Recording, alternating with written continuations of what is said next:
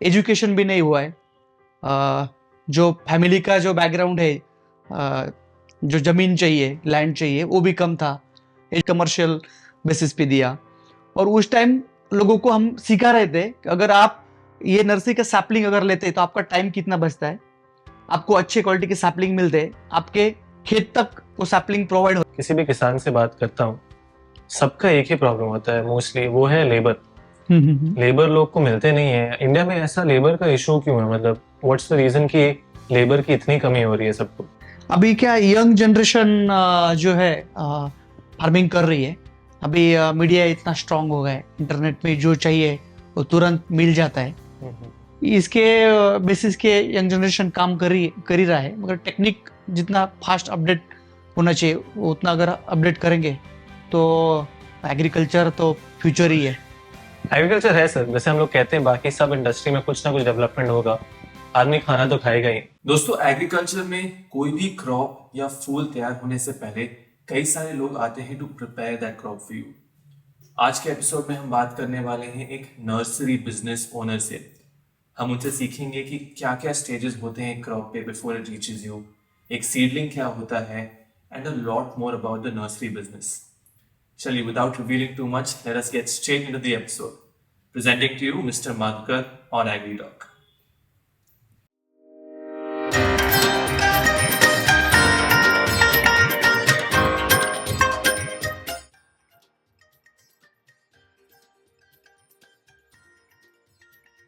नमस्कार सर, नमस्ते। कैसे हैं आप? बढ़िया बढ़िया और सब काम कैसा चल रहा है?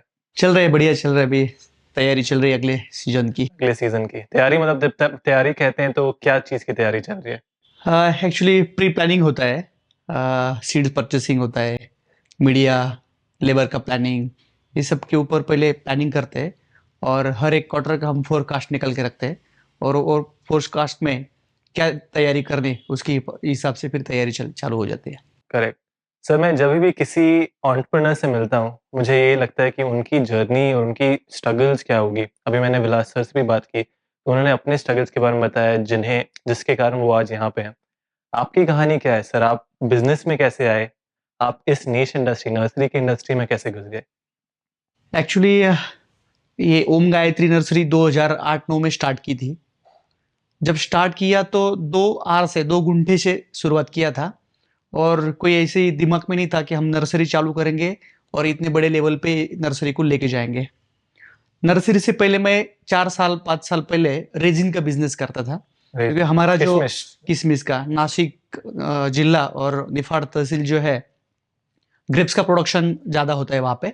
और उस ग्रेप्स का जो रिजेक्शन निकलता है, बेरीज निकलते हैं, उस बेरीज का रेजिन बनाते हैं। अच्छा, तो रेजिन का बिजनेस मैं कर रहा था। तो जो ग्रेप रिजेक्ट होते हैं उससे ही किशमिश बनता है? उसे रिजेक्ट होता है ऐसा नहीं, मतलब अच्छा। जब ग्रेडिंग करते हैं, पैकेजिंग करते हैं, हम्म। उसके दौरान वो बेरीज ड्रॉप होती है। उसमें अच्छी क्वालिटी की होती है, शुगर भी होती है। ओके। मगर वो बेरीज का क्या करने का, वो तो बाहर के मार्केट में नहीं जा सकती, तो फिर उसका रेजिन बना देते हैं। और रेजिन में 4-5 साल बनाया। 4-5 साल रेजिन बनने का जो सीजन रहता है, वो सीजन खाली 4 मंथ का होता है। जनवरी से लेके अप्रैल एंड तक, या फिर मई का 15 तारीख तक वो सीजन होता है। बाकी साल में नहीं हो सकता? बाकी साल में नहीं होता, क्योंकि प्रोडक्शन नहीं होता है उस टाइम। क्लाइमेट की वजह से? नहीं, यहाँ पे जो नासिक का जो हार्वेस्टिंग पीरियड है ग्रेप्स का, वो मिड दिसंबर से लेके मिड अप्रैल तक चलता है। ओके। और जब हार्वेस्टिंग जिस टाइम होती है, उसी टाइम वो रिजेक्शन मिलेगा और उसी टाइम उसका प्रोडक्शन कर सकते हैं। ठीक, तो ग्रेप्स और किशमिश साथ साथ चलते हैं? साथ साथ चलता है। ओके। तो मैं जब ये बिजनेस करता था रेजिन का, तो 4 मंथ का ही बिजनेस था। और उस बिजनेस के लिए बहुत सा ज्यादा पैसा चाहिए था, भांडवल चाहिए था, कैपिटल चाहिए था। वो कैपिटल हमारे पास नहीं था, क्योंकि हमारी जो बैक हिस्ट्री है, जो पिताजी का 2 एकड़ का जमीन, उसमें ग्रेप्स, और वही ग्रेप्स निकालने का, अगले साल वही काम करने का, वही काम हम करते थे। और मेरा एजुकेशन 10वीं हुआ है, एजुकेशन भी नहीं हुआ है। जो फैमिली का जो बैकग्राउंड है, जो जमीन चाहिए, लैंड चाहिए, वो भी कम था। एजुकेशन नहीं किया तो नौकरी भी नहीं कर सकता था, अच्छी नौकरी कौन देगा 10वीं में। तो फिर रेजिन का बिजनेस करने लगा, और रेजिन का बिजनेस 4 ही मंथ का था, और जितना कैपिटल चाहिए उतना कैपिटल भी नहीं था, और बहुत सारे लोग उस बिजनेस में ऑलरेडी थे। तो मैं सोच रहा था कि अगर साल भर कुछ काम करना है और किसान के साथ जुड़ के काम करना है तो कुछ नया करना चाहिए। तो जब मैं रेजिन का बिजनेस करता था उसी टाइम हमारे पिताजी ने मैरीगोल्ड का प्लांटेशन किया था, फूल जो है। फूल का। जी जी जी। और फिर यही नासिक के एक नर्सरी से मैरीगोल्ड के सैपलिंग पिताजी और मैं लेने के लिए गया हुआ था। और वो किया था 2003 में और मैंने स्टार्ट किया 2008-9 में ओके। नर्सरी। वो जो जो गैप था 5-6 साल का, वो 5-6 साल पीछे में चला गया और थोड़ा सा मेरे भी दिमाग में आया कि हम भी ये वेजिटेबल सैपलिंग का, फ्रूट सैपलिंग का बिजनेस हम लोग कर सकते हैं। तो करने का, तो मगर क्या करने का, तब नॉलेज भी नहीं था। और महाराष्ट्र में और नासिक डिस्ट्रिक्ट में इतना भी सारा नर्सरी नहीं था और वो बिजनेस पॉपुलर भी नहीं था, क्योंकि किसान के दिमाग में था कि अगर अब नर्सरी के सैपलिंग लेके आते हैं तो उसका खर्चा बढ़ता है, और जो नर्सरी में सैपलिंग होते हैं वो छाव में होते हैं, जब धूप में आएंगे तो उसकी मॉर्टिलिटी होगी, बर्बाद हो जाएगा। हाँ बर्बाद हो जाएगा। ये सब मेंटेलिटी तब फार्मर की थी, वो बराबर थी, क्योंकि उस टाइम अवेयरनेस नहीं था। और हमारा नासिक मेन जो है ग्रेप, शुगर केन और ओनियन के जो कल्टीवेशन है वही क्रॉप में था। वेजिटेबल इतना भी ज्यादा नहीं होता था, और जो भी होता था वो सैपलिंग बनाने का काम खुद किसान 1 महीना 1.5 महीना प्लानिंग करके उनके खेती पे ही करते थे। मगर हमने चालू किया 2008 के मई में हमने स्टार्ट किया, जब रेजिन का बिजनेस हमारा खत्म हो रहा था। जो रेजिन के बिजनेस के लिए जो लकड़े थे वही सेडनेट था, वही सेडनेट और लकड़े निकाल के हम लोगों ने वो 2 गुंठे में नर्सरी का स्टार्टअप किया, चालू किया। पहला नर्सरी था। और 10 पैकेट टोमेटो के लेके आए, 10 पैकेट मैरीगोल्ड के लेके आए, और कुछ किसान कन्विंस करके उनको सैपलिंग दिया। कुछ किसानों को ट्रायल बेसिस पे दिया, कुछ किसानों को कमर्शियल बेसिस पे दिया। और उस टाइम लोगों को हम सिखा रहे थे कि अगर आप ये नर्सरी का सैपलिंग अगर लेते तो आपका टाइम कितना बचता है, आपको अच्छे क्वालिटी के सैपलिंग मिलते हैं, आपके खेत तक वो सैपलिंग प्रोवाइड होते हैं, और आपको जो 1-1.5 महीना पहले तैयारी करनी पड़ती है, आपका खर्चा कैसे ज्यादा बढ़ता है, और अगर आप ये सैपलिंग लगाते हैं उसका स्प्राउटिंग कितना अच्छा आता है, उसका यील्ड कितने दिन तक ज्यादा चलता है, यील्ड कितना बढ़ता है, कीपिंग क्वालिटी कितनी बढ़ती है, सब चीजों के ऊपर हम प्रकाश डाल रहे थे। सो सर, आपके नर्सरी से लेने से पहले किसान क्या कर रहे थे, मतलब दूसरा ऑप्शन क्या था उनका? किसान डायरेक्ट खेत पे ही डाल रहे थे, बीज डाल रहे थे। अभी आप अगर टोमेटो का अगर बात करेंगे तो 1 एकड़ के लिए नर्सरी से 30 ग्राम सीड्स लगता है। 30 ग्राम सीड्स लगता है। ठीक है। 30 ग्राम से ही कम लगता है, मगर 30 ग्राम पकड़ लो। मगर किसान 150 ग्राम उस टाइम जमीन में वो सीड डालता था। तो आप कह रहे हैं जब नर्सरी में टमाटर ग्रो करे तो बस 30 ग्राम लगता है, अगर सीधा खेत में डालो तो 150 ग्राम लगता है, क्योंकि वो उसका जर्मिनेशन वो कितने डेप्थ में डालता है, उसको प्रोटेक्टेड नहीं होता है। वो बारिश आ गया या फिर कुछ जानवर गए, कुत्ते चले गए, उसमें वो खराबी करता था, और एक्सेस भी होता था। तो किसान को एक्चुअल मेरे 1 एकड़ के लिए टमाटर लगाना है तो उसको आइडेंटिफाई नहीं था कि मैं कितना सीड डालूं और मुझे कितना आएगा। कभी एक्सेस उनका सैपलिंग का प्रोडक्शन होता था, कभी शॉर्ट भी आता था, और उनको 1-1.5 महीना उसी के लिए काम करना पड़ता। अभी नर्सरी के बारे में अगर आप देखेंगे, nursery owner full focus nursery का ही काम करता है। उसको दूसरा काम नहीं है, तो क्वालिटी के ऊपर ध्यान देता है, अच्छे वैरायटी कौन सी वैरायटी आती है उसके ऊपर ध्यान देता है, और किसान को जो सर्विसेज देना चाहिए उसके ऊपर भी ध्यान देता है। तो किसान का पूरा वो काम करना स्किप हो गया। तो मतलब जब आपके वो नर्सरी से ले रहे थे तो उनका बेटर क्वालिटी प्रोड्यूस भी आ रहा था। यस। और फिर हमने नर्सरी का स्टार्ट किया तो कुछ नहीं था, फिर ये मार्केट कैसा बढ़ाने का। तो ये मार्केट बढ़ाने के लिए फिर हमारे यहाँ नासिक में यशवंतराव चौहान कृषि मुक्त विद्यापीठ है, वहां पे कृषि विज्ञान केंद्र है। तो वहां पे अगस्त में मैंने 21 दिन का रोप वाटिका व्यवस्थापन करके एक कोर्स है वो भी किया। तो यहाँ पे मेरा नर्सरी का प्रैक्टिकल काम भी चल रहा था और वहां पे मैं सीख भी रहा था। सीखना बहुत जरूरी है। हाँ, तो वहां पे थोड़ा सा एक्सपीरियंस मिला और फिर वहां से हमारा नर्सरी का जर्नी स्टार्ट हो गया। बढ़िया। तो मार्केटिंग कैसा करने का, लोगों को कैसा मिलने का, अच्छे सैपलिंग कैसा प्रोवाइड करने का, नर्सरी में क्या क्या इक्विपमेंट होना चाहिए, इंफ्रास्ट्रक्चर कैसा होना चाहिए, सैपलिंग कैसा अच्छा ग्रो करके किसानों को प्रोवाइड कर सकते, ये सब उस टाइम धीरे धीरे आदत बढ़ गई। फिर ये सीखने में भी बहुत टाइम डाला, क्योंकि उस टाइम ये बिजनेस इतना बड़ा नहीं था। उस टाइम सब सीखने का एक काम कर रहे थे। नासिक में उस टाइम खाली 3 नर्सरी थी। अच्छा। उसमें से मैंने चौथा नर्सरी चालू कर दिया था। ओके। और फिर उस टाइम धीरे धीरे किसानों को भी रिजल्ट मिलते गए। उनका भी जो इंटरेस्ट है किसानों का बढ़ने लगा, हम भी होके काम कर रहे थे, तो फिर माउथ पब्लिसिटी बढ़ गई, किसान का डिमांड आने लगा। फिर हम लोगों ने धीरे धीरे नर्सरी बढ़ाने का काम शुरू कर दिया। उस टाइम जब 2 गुंठे का नर्सरी था, तो हमारे पास दूसरा खेत भी नहीं था, खाली उस खेत में हम लोग ग्रेप्स ग्रो कर रहे थे। तो ग्रेप्स के कुछ जो पेड़ है वो काट काट के फिर 10 गुंठा, फिर 20 गुंठा, ऐसा नर्सरी का स्ट्रक्चर बढ़ाते गए। और जैसा हम नर्सरी के स्ट्रक्चर बढ़ा रहे थे, उतना इंटरेस्ट लोगों का भी बढ़ रहा था, लोग डिमांड कर रहे थे। हम लोग भी फिर एग्रीकल्चर जो एग्जीबिशन होते हैं वहां पे पार्टिसिपेट कर रहे थे। एग्रीकल्चर डिपार्टमेंट है, वहां पे हम लोग उनके भी कुछ अगर प्रोग्राम रहते वहां पे भी हम पार्टिसिपेट कर रहे थे। फिर हमारे कुछ सैपलिंग के ट्रेड्स वहां पे हम किसानों को दिखा रहे थे, वहां से उनका इंटरेस्ट जागना वहां से उनका इंटरेस्ट बढ़ गया। एक क्वेश्चन है सर, लाइक जो डायरेक्ट फील्ड में आप जैसे बीज डाल के बोले टमाटर उगा रहे हैं और आप नर्सरी से ले रहे हो, तो उसमें कितना क्या क्या डिफरेंस हो सकते हैं? क्वालिटी भी होता है, यील्ड भी ज्यादा बढ़ता है, कितना डिफरेंस अप्रोक्स होता है? एक्चुअली जब खेत पे सैपलिंग बनाते हैं तो डायरेक्ट निकाल लेते हैं, तो उसका रूट सिस्टम डिस्टर्ब होता है। ओके। और जब ट्रांसप्लांटिंग करते हैं तो रूट बिखरने में थोड़ा सा टाइम लगता है, सेट होने में टाइम लगता है। और ये जब नर्सरी का सैपलिंग लेते हैं वो ट्रे में होता है, वो पूरा कोकोपीट और इसका रूट का बाउल पूरा होता है, और वो डायरेक्ट उसको निकाल के ट्रांसप्लांटिंग करना है, तो उसका रूट डिस्टर्ब नहीं होता है। दूसरी चीज, जो राइट न्यूट्रिशन जो सैपलिंग को देना चाहिए वो नर्सरी ओनर उसको देते हैं। न्यूट्रिशन जैसे पेस्टिसाइड ये सब भी पड़ता है? पेस्टिसाइड थोड़ा थोड़ा देते हैं, ज्यादा ठीक है। जरूरत नहीं होती, क्योंकि इनिशियल स्टेज में ज्यादा अगर पेस्टिसाइड देते हैं तो फिर जब फील्ड में उसका कंट्रोल नहीं मिल पाता है, तो बेसिक पेस्टिसाइड है वो खाली देते हैं, मगर न्यूट्रिशन मैनेजमेंट प्रॉपर होता है। प्लांट का क्या न्यूट्रिशन होता है सर? एनपीके होता है, एमपी? मिक्स माइक्रोन्यूट्रिएंट होता है, सेकेंडरी माइक्रोन्यूट्रिएंट या मिक्स माइक्रोन्यूट्रिएंट है, उसको एप्लीकेशन होता है, तो सैपलिंग स्ट्रांग होता है, उसका स्ट्रिक स्ट्रांग होता है, और फिर जब वो ट्रांसप्लांटिंग करते हैं तो तुरंत ग्रो करता है। तो उसके कारण उसका जो ब्रांचेस आना चाहिए वो ब्रांचेस ज्यादा आते हैं।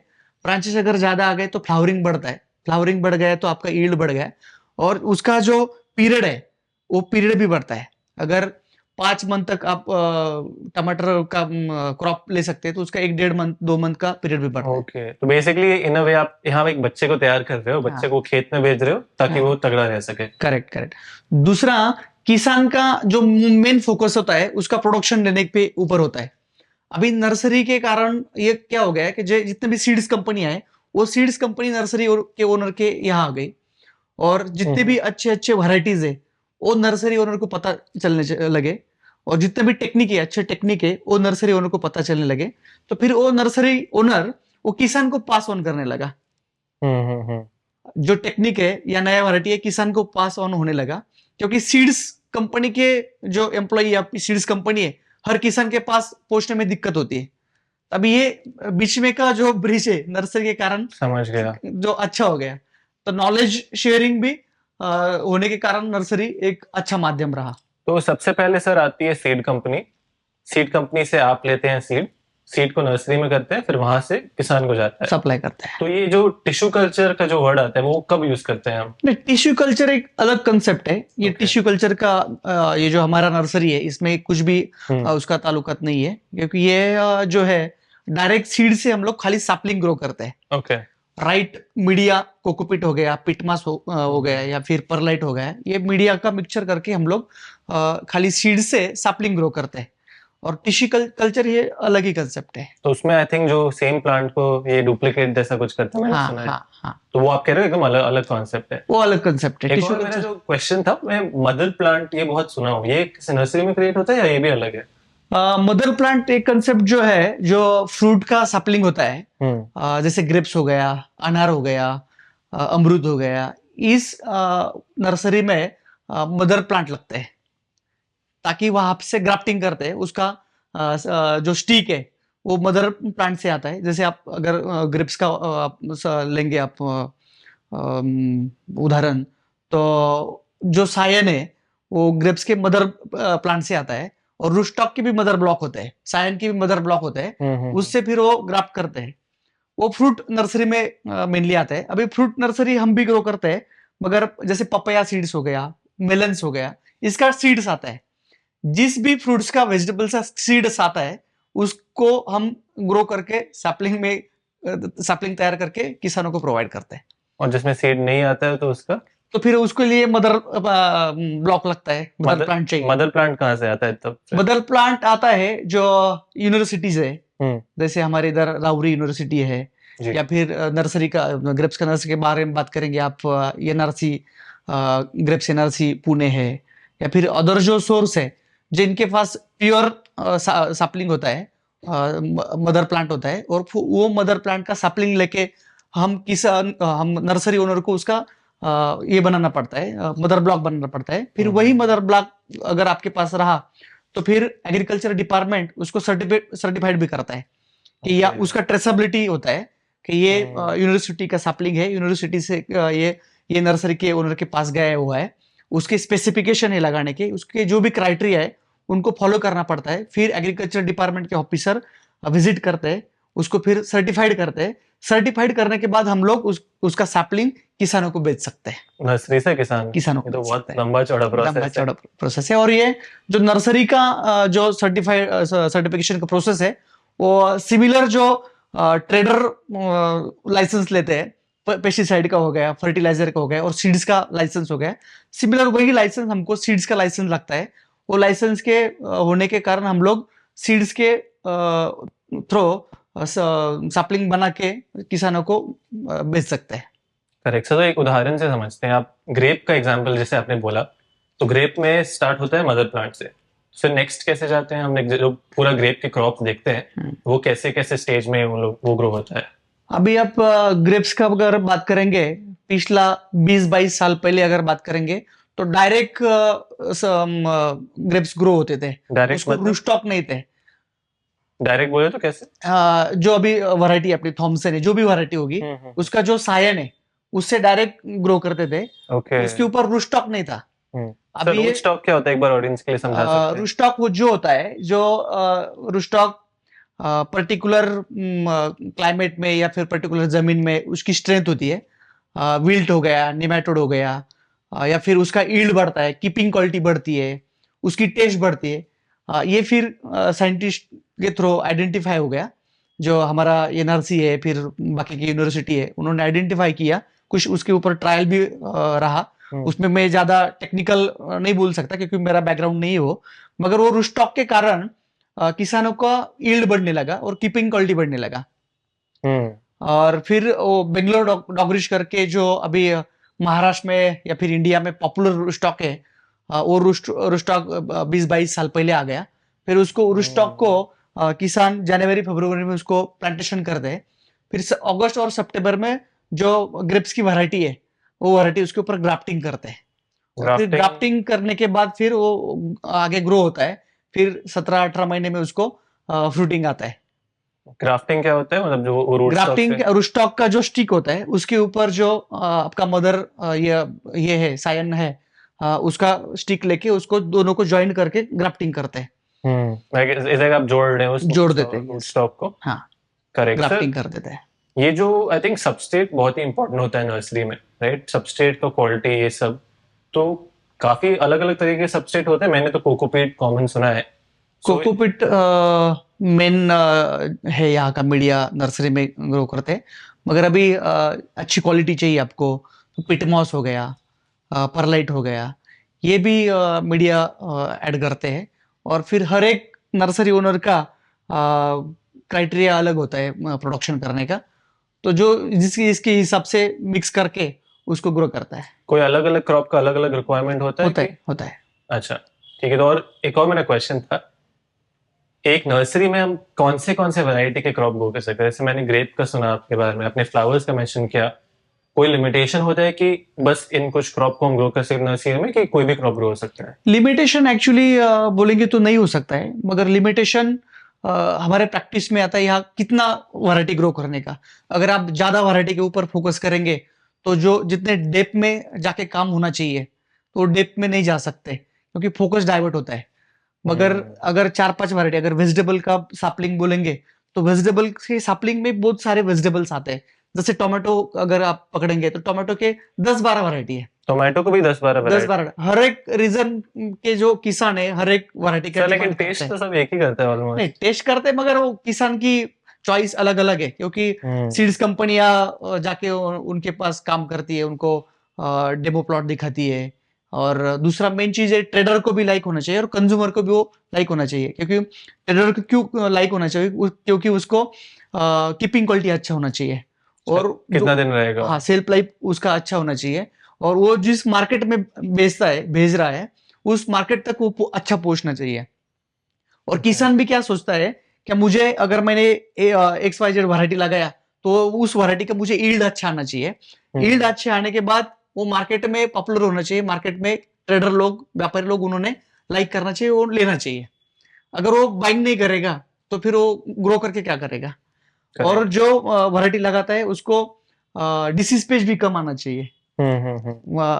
ईल्ड अच्छा आ रहा है मगर डिसीज पेज ज्यादा है तो उसका खर्चा भी ज्यादा हो जाता है, बेच नहीं सकते हो। बेच नहीं सकता है। सर लेकिन मानो ये अगर आप सीड खरीदो और सीड ही आपका बुरा निकल गया, आप कैसे पता करोगे? अगर सीड खराब हुआ तो आपका सीडलिंग भी खराब होगा, सीडलिंग खराब हुआ तो वो क्रॉप भी खराब होगा। तो एज अ नर्सरी ओनर आप कैसे इंश्योर करते हो कि आप सही सीड क्वालिटी कैसे अज्यूम करते हो सीड का?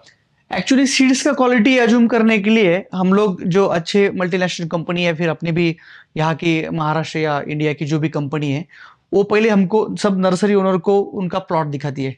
जहाँ पे डेमो प्लॉट होता है वो फील्ड डे जब करते हैं तो सब नर्सरी ओनर को दिखाते हैं, उसका सब कैरेक्टर दिखाते मतलब ये उसमें एंड क्रॉप होता है, हैं। फाइनल क्रॉप होता है जहाँ पे ईल्ड आया होता है तो उसका प्लांट स्ट्रक्चर कैसा है, उसको फ्रूटिंग कैसा आया हुआ है, फ्रूट का साइज क्या है, फ्रूट का कलर कैसा आया हुआ है और वो ट्रेडर कैसा उसको लाइक कर रहा है, किसान को उसका ईल्ड कितना अच्छा आ रहा है, ये सब हम भी आइडेंटिफाई करते हैं। फिर हम लोग भी जो अच्छे किसान है उनको भी वो प्लॉट दिखाते हैं, कंपनी के सीड्स कंपनी के ओनर भी दिखाते हैं, नर्सरी ओनर भी उनको दिखा देते हैं। जब हम खुद आंख से देखते हैं वो प्लॉट तो हमारा भी थोड़ा सा ट्रस्ट बढ़ता है उस वैरायटी के ऊपर, फिर हम रिकमेंड करते हैं आगे। अभी आप जो बोल रहे हैं कि सीड्स कैसे आइडेंटिफाई करते हैं, अभी हम सीड्स आइडेंटिफाई करने के लिए हमको जर्मिनेशन अगर प्रॉब्लम आ गया तो सीड्स में प्रॉब्लम है, ये जर्मिनेशन का प्रॉब्लम है मगर हम ऐसा नहीं बोल सकते कि वो वैरायटी का प्रॉब्लम है।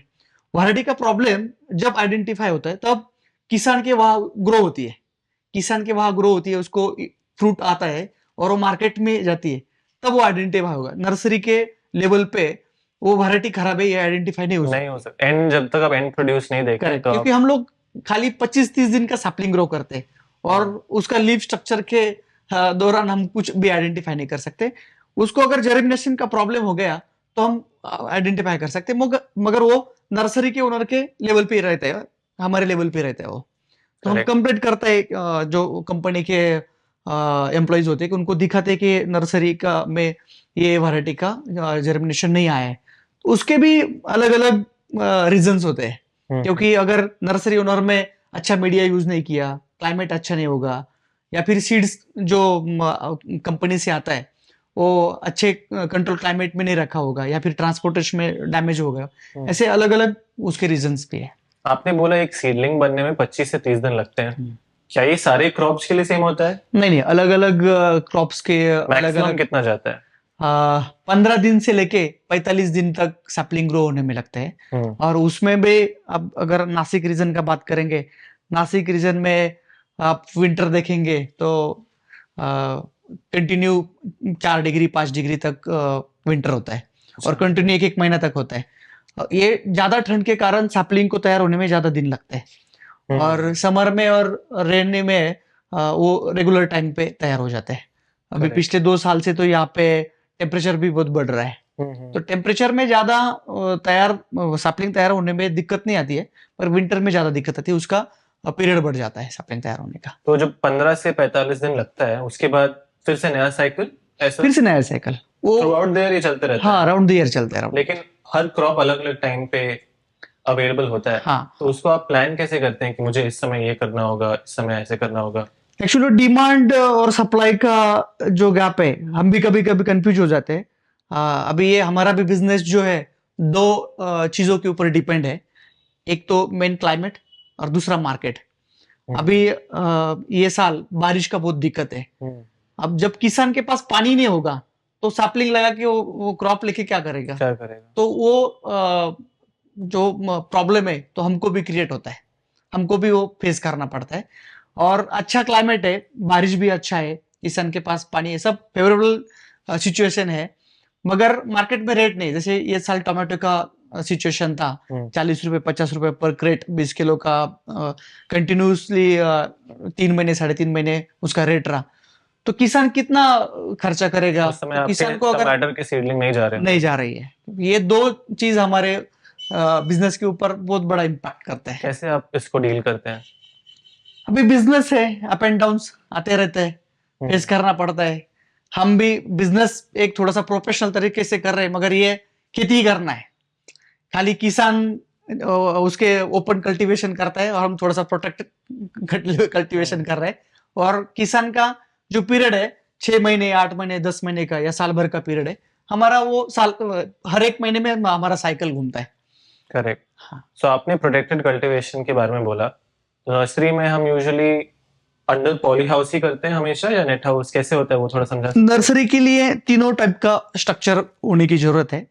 उसमें जो अपना नेचुरल वेंटिलेटर जो है, वेंटिलेशन का स्ट्रक्चर Polyhouse। होता है, जो रेगुलर पॉलीहाउस बनाते हैं वो भी चाहिए, और शेड नेट भी चाहिए, और ओपन भी चाहिए, डायरेक्ट धूप आना चाहिए। ओपन में नर्सरी भी? ओपन भी नर्सरी ग्रो करते हैं, क्योंकि उसको हार्डनिंग करना पड़ता है। ओके। क्योंकि अब अगर पॉलीहाउस में उसको ग्रो करेंगे तो उसको हार्डनिंग भी करने की जरूरत होती है, ताकि किसान के यहाँ जाके उसका मोर्टेलिटी नहीं होना चाहिए। तो पहले आप पॉली हाउस के अंदर करते हैं, हाँ। फिर हर क्रॉप के लिए उसे धूप में? हर क्रॉप के लिए जरूरत नहीं है, कुछ क्रॉप डायरेक्ट ओपन एरिया में उसको ग्रो करते हैं, मतलब जैसे सीधा मेलन्स हो गया, कुकुम्बर्स हो गया, उसका सीडलिंग ओपन में ही करते डायरेक्ट ओपन में करते हैं। जब हम सोइंग करते हैं, सोइंग के बाद जर्मिनेशन रूम में हो रहा होता है, और जर्मिनेशन रूम में उसका जर्मिनेशन होता है। हैं? जर्मिनेशन रूम में क्या होता है सर? जर्मिनेशन रूम में वो एक बंदिस्त एक रूम होता है, कवर्ड होता है, उसमें टेम्परेचर और ह्यूमिडिटी, एक पर्टिकुलर ह्यूमिडिटी और पर्टिकुलर टेम्परेचर चाहिए, ओके। और वो कंटिन्यूसली वही टेम्परेचर वही ह्यूमिडिटी अगर रहा तो यूनिफॉर्म उसका जर्मिनेशन आता है। और यूनिफॉर्म अगर जर्मिनेशन आ गया तो नर्सरी के ओनर का भी लॉस नहीं होता है, और जब सैपलिंग तैयार होते हैं वो भी यूनिफॉर्म तैयार होता है। तो ये जर्मिनेशन रूम में क्रॉप कब जाता है?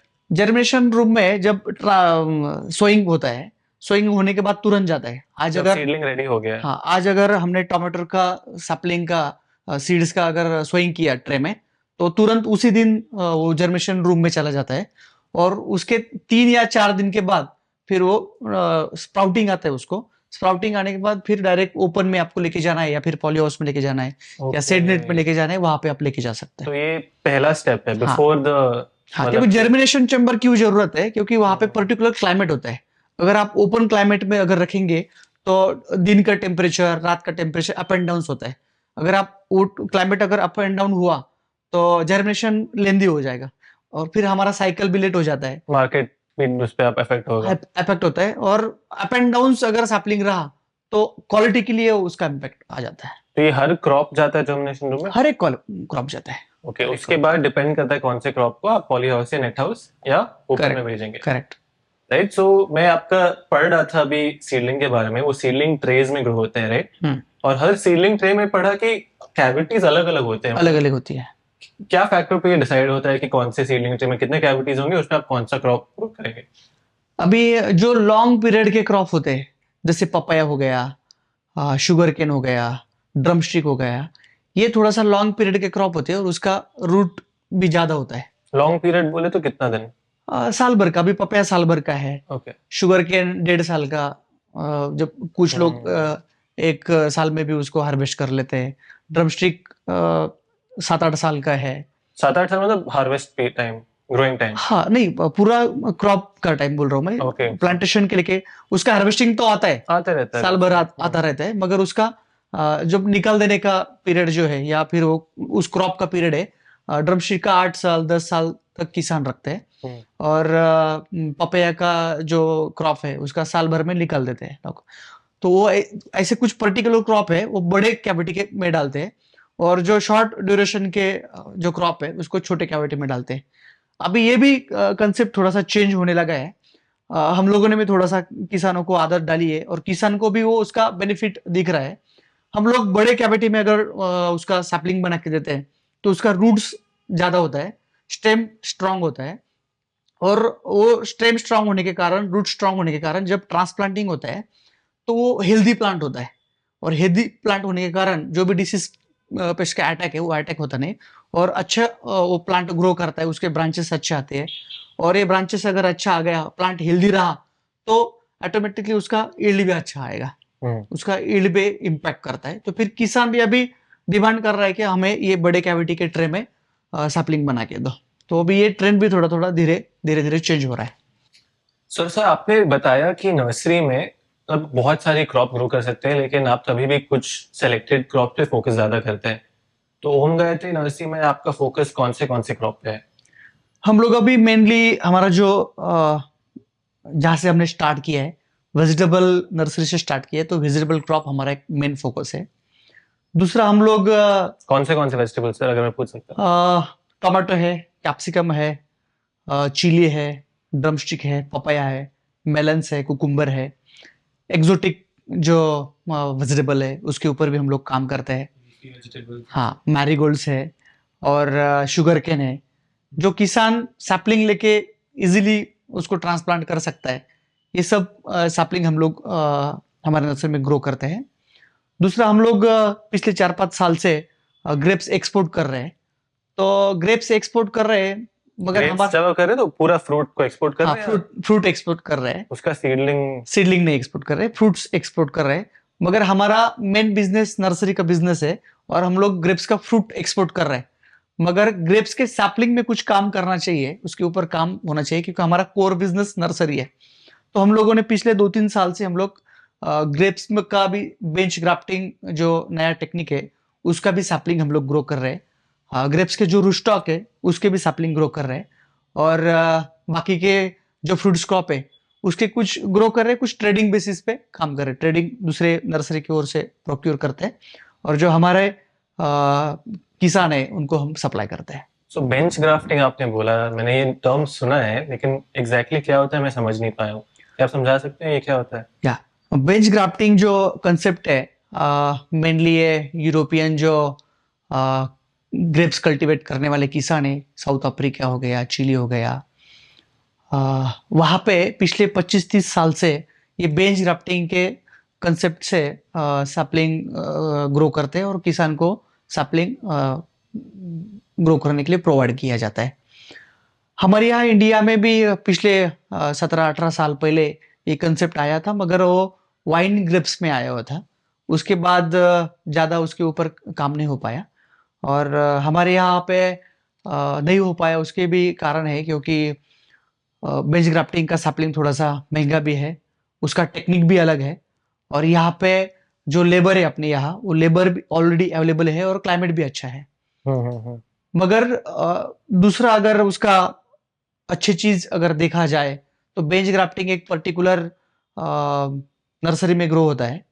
हमारे यहाँ जो ग्राफ्टिंग होता है वो ओपन कल्टीवेशन में होता है, प्रोटेक्टेड में नहीं होता है, और उसका रूटस्टॉक किसान भाइयों को 7-8 मंथ पहले लगाना पड़ता है। जैसे जनवरी और फरवरी में उसका रूटस्टॉक लगाना पड़ता है, फिर उसके बाद अगस्त या सितंबर में उसकी ग्राफ्टिंग किया जाता है। अभी अगस्त सितंबर जब ग्राफ्टिंग करते हैं, उसमें अगर स्किल वर्कर नहीं रहा और फेवरेबल क्लाइमेट नहीं रहा, तो 10% 20% तक उसका फेलियर आता है ग्राफ्टिंग सक्सेस होने का। ये रेगुलर वाले क्या बोल रहे हैं? रेगुलर वाले में जो अभी जो प्रैक्टिस चल रही है पीछे। और अगर बेंच ग्राफ्टिंग का अगर आप बात करेंगे तो बेंच ग्राफ्टिंग रूटस्टॉक भी जो किसान है, या बेंच ग्राफ्टिंग का जो कंसेप्ट है उस पर रूटस्टॉक भी ग्रो किया जाता है। रूटस्टॉक का एक स्टिक होता है, उसका पर्टिकुलर साइज होता है, लेंथ होता है, वो स्टिक लिया जाता है, और उसके ऊपर एक वर्ड लेके सायन का जो भी वैरायटी आप किसान भाइयों को चाहिए या फिर नर्सरी को जो ग्रो करना है, एक ही सिंगल बर्ड लिया जाता है, और एक पर्टिकुलर मशीन है, मशीन के थ्रू उसका ग्राफ्ट किया जाता है। Okay, this is machine, run by machine. हाँ, मशीन है। वो मशीन भी हम लोगों ने फ्रांस से इंपोर्ट किया हुआ है, क्योंकि वहाँ पे मशीन, वहाँ पे प्रोडक्शन ज़्यादा होता है, क्योंकि वहाँ पे वो कंसेप्ट ज़्यादा चल रहा है, या फिर नर्सरी है वहाँ पे ज़्यादा है। तो ओमेगा कट है, वो ऑटोमेटिकली ग्राफ्ट करने के बाद लॉक हो जाता है, एक दूसरे में लॉक हो जाता है, और निकलता भी नहीं है। और हम लोग वो जो नीचे का रूस्टॉक का स्टिक है वो 13 इंच या 14 इंच तक लेते हैं और यूनिफॉर्म वो रूस्टॉक होता है। जब किसान वहां पे ग्राफ्टिंग करता है तो उसका यूनिफॉर्म उनका साइज नहीं होता है, उनका जो स्टिक का जाड़ी है वो भी नहीं होता है यूनिफॉर्म, और उसका साइज भी यूनिफॉर्म नहीं होता है। तो उसके कारण उसके यील्ड पे भी उसका इम्पैक्ट आता है। असर आता है। यो बेंच ग्राफ्टिंग का जो स्टिक है यूनिफॉर्म स्टिक होता है, यूनिफॉर्म साइज होता है, और उसका रूस्टॉक का बर्ड्स है वो हम लोग बर्ड्स निकाल देते हैं, और बर्ड्स निकाल के कारण जो एक्सेस जो एनर्जी उसका वो एनर्जी जाता नहीं है। और इसका जो रेगुलर प्रैक्टिस है किसान भाई को पुराना, उसमें उनको बार बार उनको रूस्टॉक का वो स्प्राउटिंग आता है वो निकालना भी पड़ता है। दूसरा, हम लोग 3.5 से 4 मंथ का सैपलिंग किसान को देते हैं और हम लोग दिसंबर में देते हैं। अभी जनवरी फरवरी में रूस्टॉक किसान लगाते हैं, अगस्त सितंबर में उसका ग्राफ्टिंग करते हैं और वापस फरवरी मार्च में उसको रिकट करते हैं, वापस रिकट करके उसको स्प्राउटिंग लेके ऊपर लेके जाते हैं। हम लोग जब ये बेंच ग्राफ्टिंग का पौधा देते हैं तो दिसंबर मंथ में उसको ट्रांसप्लांटिंग लगाने करने के बाद वो डायरेक्ट आगे चला जाता है, और जो उसका पीरियड है पीछे का 10-11 मंथ का है, जनवरी से लेके दिसंबर तक का 10-11 मंथ का जो पीरियड है वो पूरा किसान का बच जाता है। कितना और टाइम लगता है तो इसमें? 11 मंथ में किसान को रूस्टॉक भी लगाना नहीं है, उसको फर्टिलाइजर भी देना नहीं है, उसको बीड भी निकालनी है, लेबर भी कॉस्ट सेव हो जाता है। और ये 10-11 मंथ का पीरियड में किसान भाई वेजिटेबल के कुछ भी वेजिटेबल शॉर्ट पीरियड के जो वेजिटेबल है वो वेजिटेबल ग्रो कर सकता है, और जो उसका एफर्ट्स लेना है उसको ग्राफ्टिंग करना या फिर जो भी उनका रेगुलर वर्क होता है वो सब स्किप हो जाते हैं, तो 10 से 11 महीना आपका बच रहा है। बच जाता तो है। ये 1 महीना में हो जाता है कितना? ये सैपलिंग हम लोग नर्सरी में 3.5 से 4 महीना में ग्रो करते हैं, मगर वो उनका 10 से 11 महीना किसान का बच जाता है उसके कारण। काफी डिफरेंस है। हाँ, और अगर कुछ सैपलिंग उसमें मोर्टेलिटी भी आ गया तो आप उसको अगले 8 दिन में 10 दिन में उसको रीट्रांसप्लांट भी कर सकते हैं। अभी ये जो ट्रेडिशनल पद्धत है फील्ड पे ग्राफ्टिंग करना, अभी फील्ड पे ग्राफ्टिंग किया तो उसको अगले साल ही ग्राफ्टिंग करना है। अभी ये 10%, 15% या 5% जो भी फेल्योर है मैनुअल ग्राफ्टिंग और ओपन ग्राफ्टिंग जब किसान करते हैं तो फेल्योर उसको जो पहले साल यील्ड आना चाहिए वो यील्ड भी नहीं आता है, उसका भी लॉसेस हो जाता है, और जो खर्चा करना है वो अगले साल वापस उसको खर्चा करना पड़ता है, बेंच ग्राफ्टिंग से ये आपका बच बच जाता है। और बेंच ग्राफ्टिंग जो है रूस्टॉक पर्टिकुलर हम लोग कॉन्ट्रैक्ट फार्मिंग करते हैं किसान के यहाँ, उसको पर्टिकुलर पेस्टिसाइड हो गया या फिर उसका फर्टिलाइजर हो गया, ये हम लोग उसका एप्लीकेशन करके स्ट्रॉन्ग जो है हेल्दी प्लांट रूस्टॉक ग्रो करके फिर हेल्दी बेंच ग्राफ्टिंग का सैपलिंग ग्रो करके किसान को देते हैं, तो फिर किसान के पास उसका यूनिफॉर्म उसका ग्रोथ होता है और वो यील्ड के ऊपर इम्पैक्ट करता है। Correct sir. मैं जिससे भी एग्रीकल्चर या किसी भी किसान से बात करता हूँ, सबका एक ही प्रॉब्लम होता है मोस्टली, वो है लेबर। लेबर लोग को मिलते नहीं है। इंडिया में ऐसा लेबर का इशू क्यों है? मतलब व्हाट्स द रीजन कि लेबर की इतनी कमी हो रही है सबको? अभी लेबर, अभी तक तो लेबर थे, मगर अभी कल्टीवेशन एरिया भी बढ़ रहा है। अभी ग्रेप्स के बारे में बात करेंगे, 10 साल पहले ग्रेप्स का इतना कल्टीवेशन एरिया नहीं था, अभी कल्टीवेशन एरिया भी बढ़ रहा है। एग्रीकल्चर बोले तो एग्रीकल्चर का अदर क्रॉप्स भी बढ़ रहे हैं।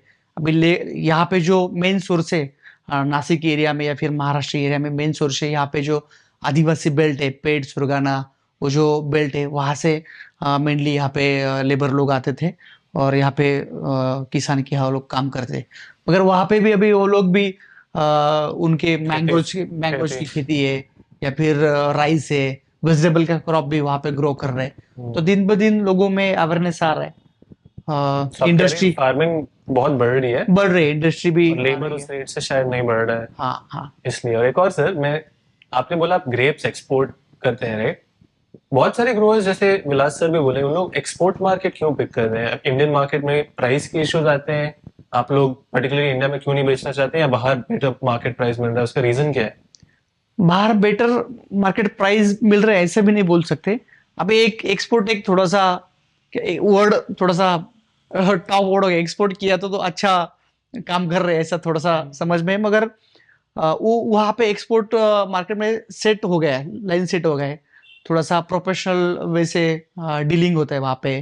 पहले परचेस ऑर्डर आ जाती है, उसका स्पेसिफिकेशन भी आ जाते हैं पैकिंग टाइप क्या चाहिए, पनेट में चाहिए, पाउच में चाहिए, कितना किलो का बॉक्स चाहिए, या फिर वो एक ट्रेंड सेट हो गया है।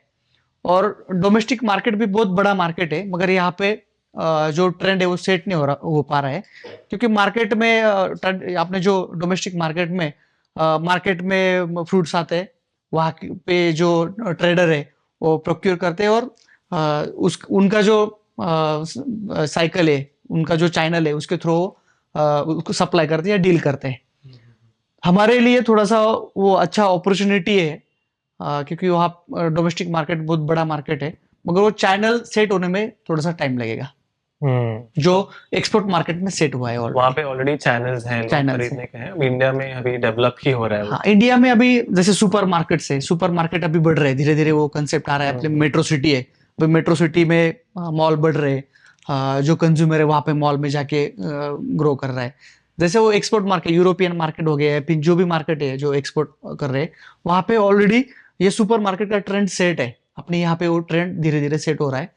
जब मेंटालिटी कंज्यूमर की भी बनेगी वहां से प्रोक्योर करना, या फिर जैसे सुपर मार्केट है उस टाइप के फ्रूट्स मार्केट बन गए, तो वो एक इंफ्रास्ट्रक्चर अगर बन गया तो वहां पे लोग अपने आप जाने लगेंगे।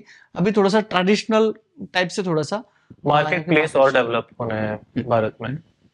सर, मैंने देखा था कि आपके साथ बहुत सारे किसान जुड़े हैं। बता सकते हैं आपके साथ कितने किसान अभी काम कर रहे हैं और कितना एकड़ उनके पास लैंड है? एक्चुअली अभी हमारा जो मेन एरिया है, हम महाराष्ट्र, गुजरात, एमपी और थोड़ा सा छत्तीसगढ़ के पार्ट में हम लोग सैपलिंग प्रोवाइड करते हैं। और लगभग 1 लाख किसान के पास हम लोग जुड़े हुए हैं। 1 लाख किसान से जुड़े कैसे? सर 1 लाख कैसे किया? एक्चुअली हम 2-3 लोगों के 2-3 जो टाइप है हमारे, उसके ऊपर ज्यादा काम करते हैं। एक तो लोगों का ट्रस्ट है, सर्विस जो देना है, तो क्विक सर्विस और अच्छा सर्विस हम लोग देते हैं। और तीसरा जो है क्वालिटी सैपलिंग प्रोवाइड करना। अगर हमने ये तीनों में से भी एक भी चीज गड़बड़ कर दी तो लोगों को आएंगे नहीं हमारे पास। हमने कितना भी ट्रस्ट, अगर आप हमारे किसान हैं, आपका हमने कितना भी ट्रस्ट किया, मगर आपको सर्विस नहीं दिया, टाइम पे सर्विस नहीं दिया, प्रोडक्ट नहीं दिया, तो या फिर क्वालिटी सैपलिंग का क्वालिटी नहीं प्रोवाइड किया, तो वो होएगा नहीं। तो ये तीनों चीज हम कंटिन्यू किसान के साथ बना के रख रहे हैं। इसके लिए माउथ पब्लिसिटी हमारी हो रही है। दूसरा जो एग्रीकल्चर एग्जीबिशन जो भर रहे हैं, वहां पे हम लोग पार्टिसिपेट करते हैं, लोगों को दिखाते हैं हम लोग क्या क्या नया चीज लेके आ गए हैं। जैसे मैंने आपको बेंच ग्राफ्टिंग का बताया, वैसे हम वेजिटेबल ग्राफ्टिंग में हम काम कर रहे हैं। ओके, वो अलग अलग है, थोड़ा अलग है। जैसे सीड से सैपलिंग तैयार करके हम लोग बेच रहे हैं, वैसे वेजिटेबल ग्राफ्टिंग उसके ऊपर भी ग्राफ्टिंग होते हैं। उसके ऊपर जो पॉपुलर हाइब्रिड से, और उसके नीचे जो रूस्टॉक है, वो रूस्टॉक के ऊपर हम लोग ग्राफ्टिंग करते हैं। एक बार आके देखना पड़ेगा सर आपके नर्सरी। बिल्कुल, स्वागत है आपका। अभी टमाटर का अगर आप एग्जांपल लेंगे, तो हमारे यहाँ पे इंडिया में प्रोटेक्टेड कल्टीवेशन अभी अच्छी तरह से बढ़ रहा है। अगर प्रोटेक्टेड कल्टीवेशन जब होता है तो एक ही क्रॉप बार बार लेते हैं, क्योंकि क्रॉप को ऑप्शन ज्यादा नहीं। एक तो कैप्सिकम लेते हैं, टमाटर भी ज्यादा नहीं है, तो फिर कुकुम्बर है, 3-4 क्रॉप के ऑप्शन है। वही क्रॉप अगर बार बार वही जमीन में लेंगे तो विल्ड्स, निमेटोड डेवलप हो रहा है, सॉइल का भी क्वालिटी सॉइल खराब हो रही है। तो फिर किसान वो स्ट्रक्चर उठा के दूसरे जगह पे तो नहीं ले सकता, क्योंकि उसका खर्चा बढ़ेगा। तो उसके लिए अगर ग्राफ्टिंग करते, वेजिटेबल ग्राफ्टिंग करते, तो वो सस्टेन करता है। क्या ये सक्सेसफुल हुआ है? सक्सेसफुल हुआ है। हम लोग पिछले 5 साल से उसके ऊपर काम कर रहे थे, R&D कर रहे थे, लोगों को उसको ट्रायल दे रहे थे, मगर अब पिछले 1 साल से हम लोग उसके ऊपर कमर्शियली लेके आ रहे हैं। तो वेजिटेबल ग्राफ्टिंग मानो मैं कर लिया, तो मुझे बार बार सीड्स लेने की जरूरत नहीं पड़ेगी? नहीं, बार बार की नहीं बोल सकते, मगर उसका थोड़ा सा पीरियड बढ़ता है। मगर आप रेगुलर सैपलिंग से अगर टोमेटो ग्रो करते हैं और उस जमीन में विल्ट या निमेटोड है, तो वो आपका सैपलिंग ग्रो ही नहीं होगा ना, उसका विल्ट हो जाएगा, वो मर जाएगा, तो फिर वहां पे क्रॉप ही नहीं होगा।